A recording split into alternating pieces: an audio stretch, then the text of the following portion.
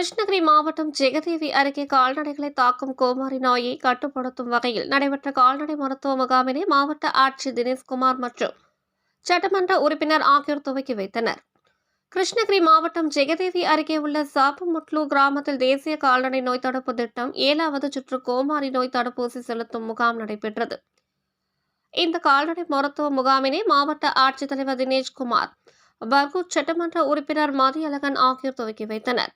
இதனைத் தொடர்ந்து மண்டல இணை இயக்குநர் நந்தகோபால், கால்நடை மருத்துவ பல்கலைக்கழக ஆராய்ச்சி மைய பேராசிரியர் மருத்துவர் முனியப்பன், உதவி இயக்குநர் மகேந்திரன், கால்நடை பராமரிப்புத்துறை மருத்துவர் ரமேஷ் ஆகியோர் முன்னிலையில் கால்நடை மருத்துவர் பிரேம்குமார், கால்நடை உதவி மருத்துவர்கள் ராஜி, சரோஜா, புவனேஸ்வரி ஆகியோர் கலந்து கொண்டு கால்நடைகளுக்கு குடற்புழு நீக்கம், சினை பரிசோதனை, மலட்டுத்தன்மை நீக்க சிகிச்சை, கோமாரி நோய் தடுப்பூசி மற்றும் செயற்கை முறை கருவூட்டல் பணிகள் மற்றும் இரத்த மாதிரிகள், சாணம் மற்றும் பால் மாதிரிகள் சேகரித்து பரிசோதிக்கப்பட்டு அதற்கான சிகிச்சைகள், ஸ்கேனிங் மூலம் சினை பரிசோதனை மற்றும் கால்நடை விவசாயிகளுக்கு கால்நடைகளை தாக்கும் நோய்களை கண்டறிந்து முதல் கட்ட சிகிச்சை அளிப்பது குறித்த ஆலோசனைகளையும் வழங்கினார்கள்.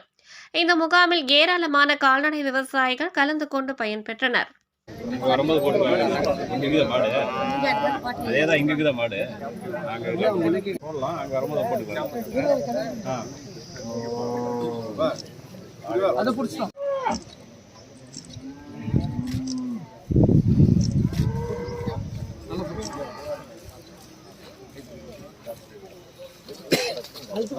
காலம் வச்சு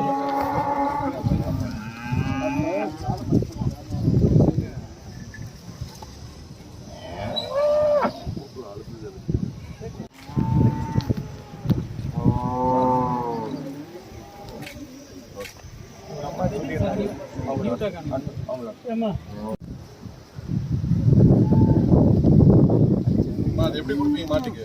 எதில் கலந்து கூப்பிடுறாங்க? அந்த சாப்பு.